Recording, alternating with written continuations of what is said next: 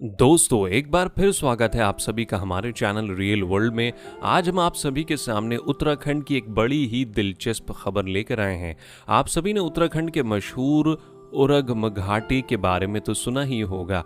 दरअसल यहाँ रहने वाले एक शख्स इंद्र सिंह रावत गर्मियों के मौसम यानी मई के अक्टूबर के समय में टूरिज्म से अपना जीवन यापन करते हैं, परंतु कोरोना की इस महामारी के पहाड़ ने सब कुछ तहस नहस करके रख दिया है। ऐसे में रावत को भी अपना जीवन गुजारने के लिए कुछ नया काम चाहिए जिससे वो पैसा कमा सके। वो जगह जगह कोशिश करते हैं कि उन्हें कोई ना कोई नया काम मिल जाए। इस स्थिति में भांग भी उनके काम आ सकती है, क्योंकि भांग का पौधा उत्तराखंड में बहुत मशहूर भी है और वहाँ बहुत अच्छा फलता फूलता भी है। यहाँ सदियों से भांग का उत्पादन होता आ रहा है, या ये कहिए कि भांग का जन्म ही उत्तराखंड में हुआ है। 1950 के बाद भारत में भांग के फल और फूल को बैन कर दिया गया था, क्योंकि इन्हें नशे का एक साधन माना गया। परंतु आपको बता दें कि इसके सूखे गंधलों और बीजों पर कोई रोक नहीं लगाई गई है। रिसर्च और इंडस्ट्री के लिए भांग उगाने का लाइसेंस देने वाला उत्तराखंड पहला राज्य है। आपको बता दें कि उत्तराखंड को भी सिर्फ गैर नशीले पदार्थ उगाने की ही अनुमति है ना, कि हर तरह के नशीले पदार्थों को उगाने की। ये तो आप जानते ही होंगे कि जो नशीले पदार्थ के पौधे पहाड़ों में उगाए जाते हैं उनमें नशीले तत्व की मात्रा ज्यादा होती है। रावत के गांव से लगभग 40 किलोमीटर दूर पीपल कोटी नाम का एक कस्बा है, जिसमें जेबी मठानी नाम के एक शख्स रहते हैं। ये जनाब नशीले पदार्थों के उत्पादन को और बढ़ाने के लिए किसानों के साथ मिलकर काम कर रहे हैं। स्वर्ण सहायता समूह के संग मिलकर पठानी चमोली जिले के लोगों को रोजगार दिलाने के लिए जमकर काम कर रहे हैं। उनका मानना है कि इन सब लोगों को भी अपना जीवन यापन अच्छे से करने का पूरा हक है। एक इंटरव्यू में मठानी कहते हैं कि खेती करने से और रेशे के कपड़े बनाने से ज्यादा रोजगार पैदा होगा। भुवना देवी नाम की एक औरत 20 सालों से आगाज के साथ काम कर रही है। आपको बता दें कि भांग के सूखे गंतलों से रेशा बनाया जाता है। भुवना देवी ने अपने साथ साथ आसपास के गांव की औरतों और पड़ोस की औरतों को भी काम पर लगाया हुआ है। ये सब मिलकर ये रेशे बनाने का काम करती हैं। इन सभी को प्रतिदिन का 300 वेतन दिया जाता है। रेशे की मात्रा के ऊपर निर्भर करता है कि एक दिन में कितनी औरतों को काम दिया जा सकता है। आजकल के समय में काम मिलना बहुत ज्यादा मुश्किल है और ऊपर से इस तरह के गांव में आदमी बहुत ज्यादा नशेड़ी पाए जाते हैं, जिसकी वजह से उनका घर चलाने पर बिल्कुल भी ध्यान नहीं रहता। ऐसे में इन औरतों को इस काम से बहुत बड़ा सहारा मिलता है।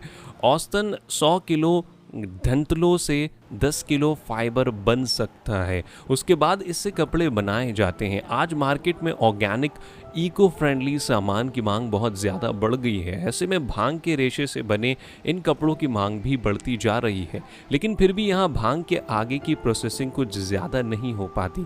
अभी तक तो यहाँ कम नशीले बीजों को पैदा करना मुश्किल ही है, लेकिन इन लोगों ने मिलकर कुछ कंपनियों से बात की है। ये काम इतना आसान नहीं है, इसमें बहुत ज़्यादा रिसर्च और समय की ज़रूरत होती है। फिलहाल ये बीज अमेरिका, ऑस्ट्रेलिया और यूरोप से मंगाए जाते हैं। उत्तराखंड सरकार के सेंटर फॉर एरोमेटिक प्लांट्स की डायरेक्टर निपेंद्र चौहान ने भांग उगाने की नीति बनाने में एक अहम भूमिका निभाई थी। भारत में ऐसे गैर नशीले बीज तैयार करने के लिए कई रिसर्च संस्थानों के साथ काम कर रही हैं, जिनसे स्थानीय जैव विविधता प्रभावित न हो। ये काम एक साथ मिलकर करने पर ही मुमकिन हो पाएगा और अपने मुकाम पर पहुंच पाएगा। यहाँ रहने वाले अच्छे लोग हैं तो बुरे भी हैं, जो इन नशीले बीजों का गलत इस्तेमाल करते हैं। ऐसे में कुछ ठोस और ना ही कदम उठाना बहुत ज़्यादा ज़रूरी है, क्योंकि उत्तराखंड की अर्थव्यवस्था इसी व्यापार पर निर्भर करती है। ये काम उत्तराखंड के लिए एक रीढ़ की हड्डी का काम करता है, परंतु इसमें अभी बहुत से सुधारों की ज़रूरत है दोस्तों। हालांकि उत्तराखंड में ज़मीन को लेकर थोड़ी बहुत मुश्किलें आ जाती हैं, क्योंकि भांग की खेती करने के लिए बहुत ज़्यादा एकड़ में ज़मीन की ज़रूरत होती है, परंतु फिर भी यह भांग की खेती उत्तराखंड की अर्थव्यवस्था को सुधार सकती है।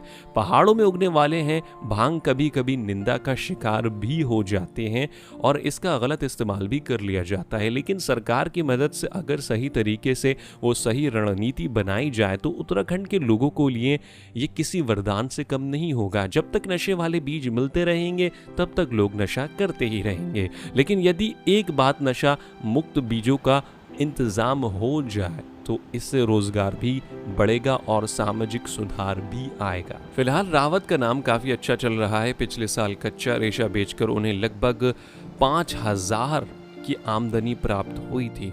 उन्हें उम्मीद है कि ये काम अभी और आगे बढ़ेगा और अच्छा भी चलेगा, जिससे कि और ज्यादा कमाई हो। तो देखा आपने कि किस तरह ये नशीले पदार्थों से होने वाला धंधा उत्तराखंड के लिए कितनी कीमती हो रहा है। हर चीज को देखने के दो पहलू होते हैं। हमारे देश में नशीले पदार्थों को गलत ही माना जाता है, परंतु उत्तराखंड जैसी जगहों के लिए ये उनकी रोजी रोटी है। इस विषय से संबंधित सभी जानकारी हम भी आपको समय पर देते रहेंगे। और अगर आपको ये वीडियो पसंद आई हो तो इसे लाइक करना और चैनल को सब्सक्राइब करना बिल्कुल भी ना